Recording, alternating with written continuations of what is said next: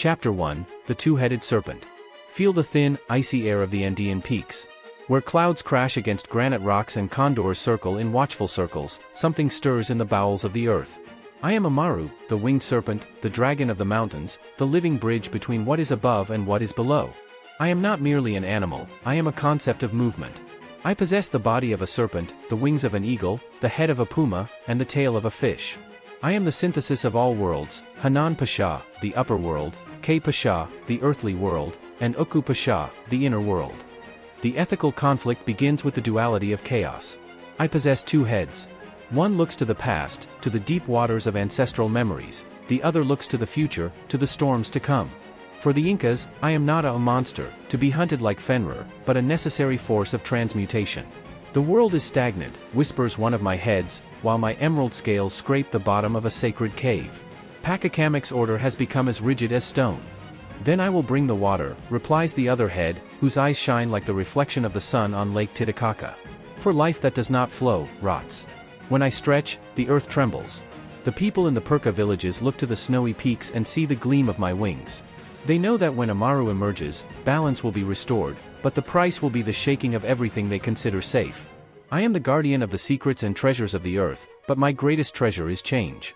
I emerge from my cave, breaking through the earth's crust, and my flight creates the valleys through which the rivers will flow. You asked for rain? My roar sounds like the thunder that precedes the flood.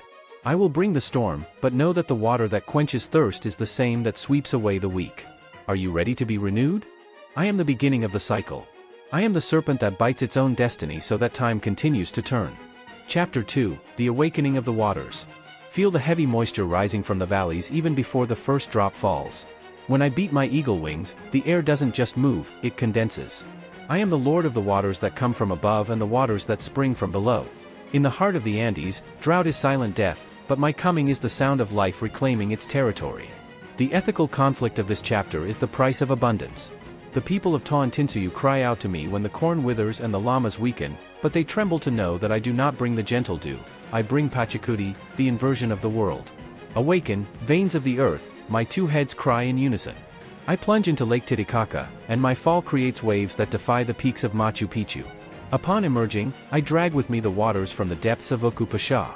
I transform into a living rainbow, connecting the earth to the sky, serving as a road for the rains to descend.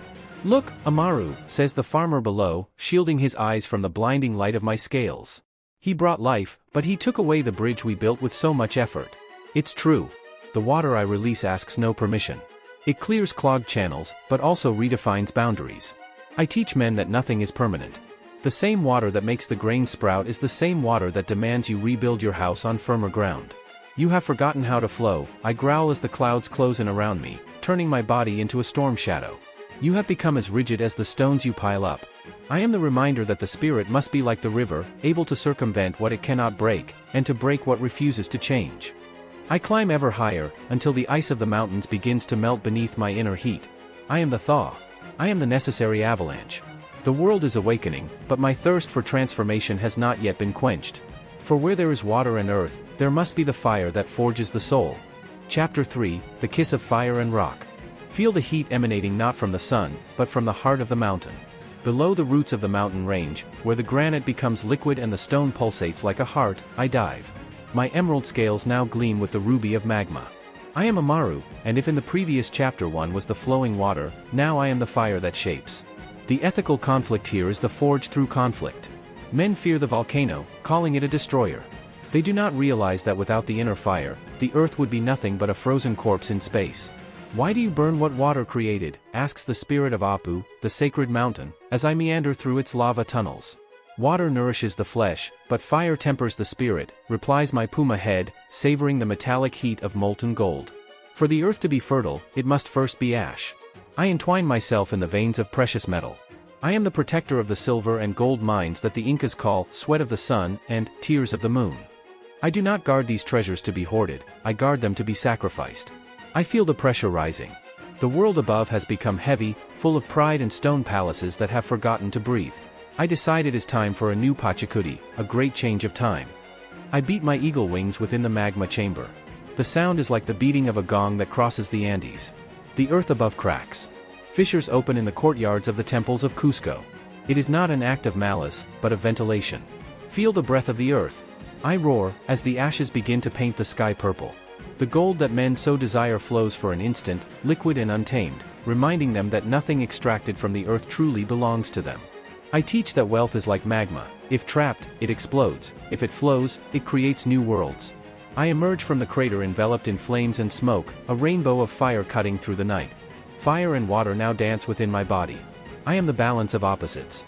Chapter 4, The Dance of the Two Heads. Feel the vertigo of the top of the world. I am suspended between the peak of Iamani and the abyss of Uku Pacha. The air around me is a whirlwind where the vapor of ice meets the heat of my fiery blood. But now, the conflict is not on earth or in men, the conflict is within me. My two heads begin to diverge. The ethical conflict of this chapter is the paradox of choice. One head, the one with the eyes of a puma, focuses on the present. It sees the hunger of men, the need for order, the construction of the agricultural terraces, andans, and the peace of the temples. It wants me to become a protective statue, a static guardian of Inca glory. The other head, the one with the gaze of the infinite serpent, sees the flow of time. It knows that today's glory is tomorrow's ruin. It sees the need for destruction so that the new can be born. She wants me to trigger the earthquake that will bring down the wall so that the forest can reclaim what is hers. Stop fighting. Shout the stars above. If Amaru splits, the world will tear in two. I begin to spin on my own axis, creating a tornado that unites heaven and earth. It is the dance of Yanantan, the search for harmony between opposites that do not cancel each other out, but complement each other. I am order. Roars the puma's head. I am chaos. Hisses the serpent's head. At this moment, feel the tension in the strings of reality. If I choose only order, the world becomes a lifeless stone prison. If I choose only chaos, life has nowhere to lean on to grow. I bite my own tail. I transform into a circle of scales and feathers, a ring of strength that encircles the sacred mountains. I understand, finally, that my role is not to choose a side, but to be the tension that keeps both alive. Amaru is the unstable equilibrium. The conflict ceases when I realize that the two heads share the same heart. The heart of the earth. We are what flows and what remains, we say, in a voice that is now the sound of the wind in the cracks of the rocks. The storm calms, but the silence that follows is heavy. For on the horizon, something I have never seen is arriving. Something that does not belong to this cycle of sun and moon. Chapter 5, The Encounter with the Destiny of Metal. Feel the shiver that runs down the spine of the mountains. The sun of Indy still shines, but there is a taste of rust in the wind that blows from the ocean. I, Amaru, feel the ground vibrate in a strange way. It is not the natural tremor of my insides, but a rhythmic, heavy, and cold sound. The ethical conflict here is the invasion of the unknown. How does a force of nature react to something that does not respect the laws of the earth? From the sea, men emerge covered in silver that is not sacred, but gray and hard. They ride beasts I have never seen and carry sticks that spit thunder without needing clouds. They do not seek gold to honor the sun, they seek it to satiate a hunger that does not end in the belly, but in the ego. We must crush them under an avalanche. Roars my puma head, bristling with fiery fur. They desecrate the land with their greed. Wait, hisses my serpent head, observing the iron runes they carry. They are the instrument of a new Pachacuti. The cycle of the sun is setting, and the night of metal is coming. Can we fight against time? I rise above the highest peaks, hidden by the clouds. I see the Inca Empire, Tawantinsuyu, tremble. The order I have protected for ages is being tested by a force that does not understand the concept of Ani, reciprocity. For these new men, the earth is not a mother, it is a resource. I feel a deep pain in my scales. When they dig the mines without asking permission from Apu, it is my flesh they cut. When they pollute the rivers, it is my blood that darkens. What does the guardian do when what he protects decides to surrender or fall? I will not fight the war of men, I decide, and my body becomes a dense mist enveloping the cities of gold. But I will guard the essence. They may take the metal, but they will never possess the spirit of the mountain. I prepare for the final plunge. If the world above will be ruled by iron, I will take refuge in the inner world, where time is slow and truth awaits. Chapter 6, The Return to the Depths, Uku Pacha. Feel the weight of miles of rock on your back. The brilliance of Indy's sun is now just a pale memory, replaced by the luminescence of precious stones and the pulsing of mercury veins. I, Amaru, have folded my wings and bent my colossal body. I am not fleeing, I am becoming the seed. The ethical conflict of this chapter is resistance through silence. When the outside world is overtaken by the clamor of iron and greed that does not heed the earth, the most radical act of a god is to remain silent. Why do we hide? Asks the puma head, whose teeth still yearn for combat. The stone cities are falling, and the name of our ancestors is being erased. "We do not hide," replies the serpent head, its eyes reflecting the gleam of the subterranean waters. "We are waiting. Their metal rusts. Their time is as short as the life of a cactus flower. Our time is the time of the mountain. Here in Uku Pacha, the underworld, I become the guardian of memory.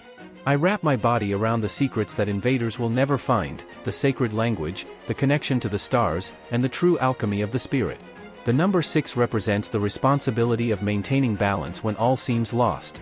I am the foundation. If I tremble too much, the world collapses. If I fall completely silent, the soul of the earth dies. So, I choose the rhythm of the pulse. Every 100 years, I let out a sigh. Up there, men call it an earthquake. It's just my reminder that I still breathe.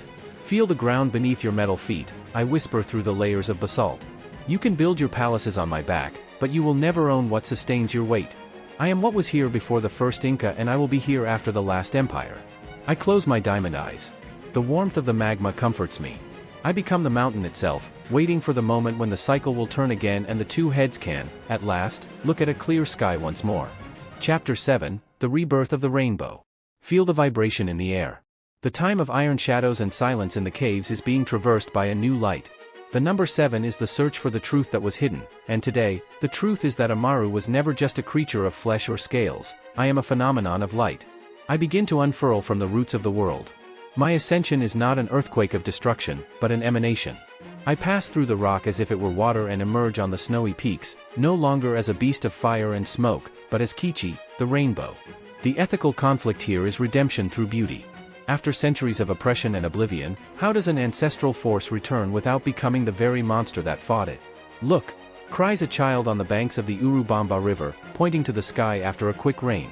There I am. My two heads are now the two extremes of the colorful arc that unites the horizon. One head plunges into the waters of the forest, the other touches the gold of the mountains. I have returned, my voice travels in the colors, invisible but felt in my chest. Not as the warrior who destroys, but as the bridge that unites. In this chapter, I teach the world that true power lies not in dominion over the land, but in the ability to connect worlds. I unite the past of the Incas with the present of those who now inhabit the Andes. I unite the science of man with the mystery of nature. My puma head now smiles, it sees the strength of the culture that refused to die. My serpent head shines, it sees that the cycle has finally completed its turn and the light is returning to be sacred. The rainbow is Amaru in times of peace, say the wise men in the villages. It reminds us that, after the longest storm, the light divides into 7 colors to show us that diversity is the basis of life. I remain suspended in the sky, a jewel of 7 colors, reminding everyone that the sacred is not confined to temples of stone, but floats freely in the air we breathe and the water we drink. Chapter 8, The Justice of the Earth, Pachamama. Smell the scent of damp earth and bitter herbs. The rainbow I have become begins to descend, not to disappear, but to kiss the ground. I, Amaru, now find myself with the oldest and most absolute force of the entire pantheon, Pachamama, Mother Earth. If I am movement and flow, she is the foundation and substance.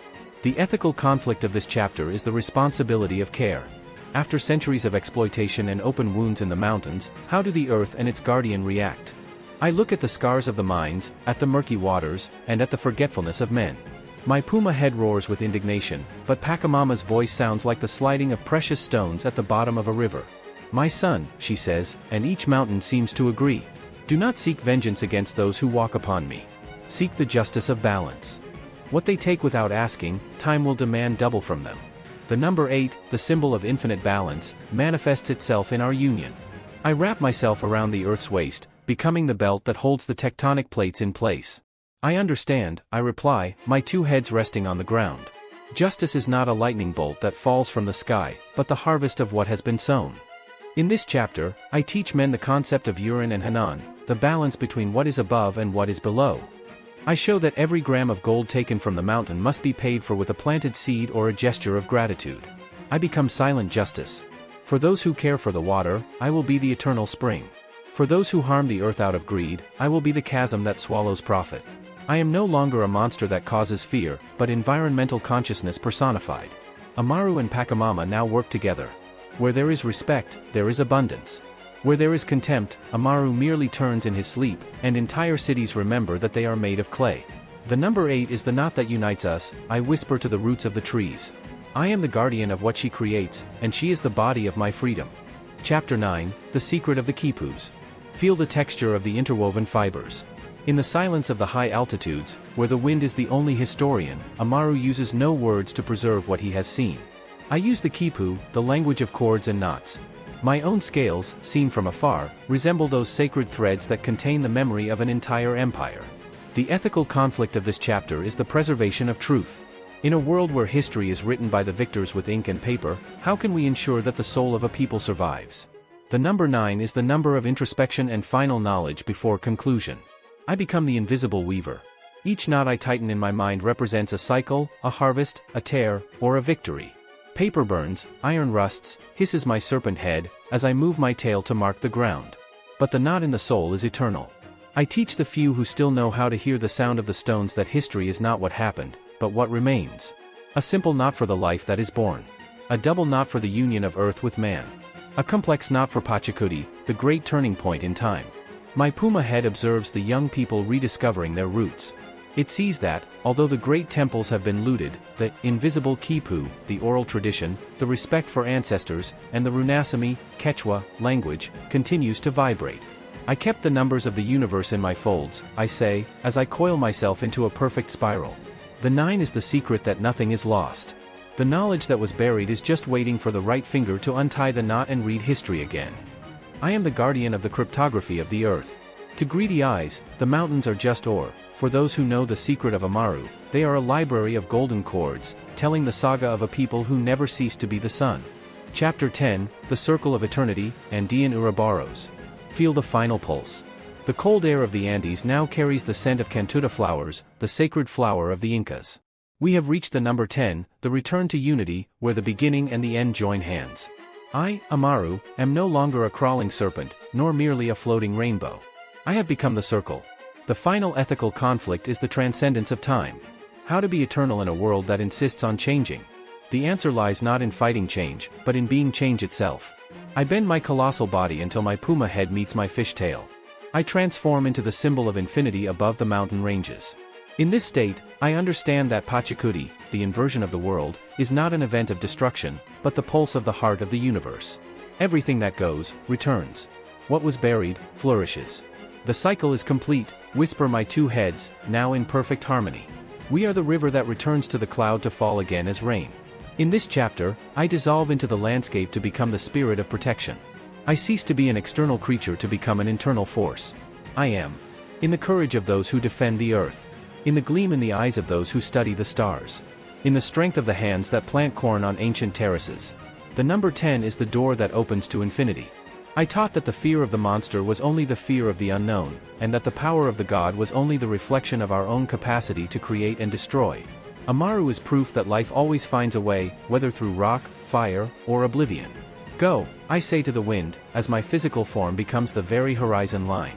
Walk with the certainty that the earth beneath your feet is alive, and that the rainbow above your heads is the promise that no winter lasts forever. The wolf Fenrir devoured the sun so that the world might be reborn. I, Amaru, embraced the world so that it would never stop spinning. Haley. Victory. We have completed Amaru's epic journey. We emerged from the depths of magma, traversed storms and invasions, and ended in the peace of the eternal circle. Andean wisdom is now part of you. The Inca cycle has closed. The seeds have been planted. Where will the wind take you now?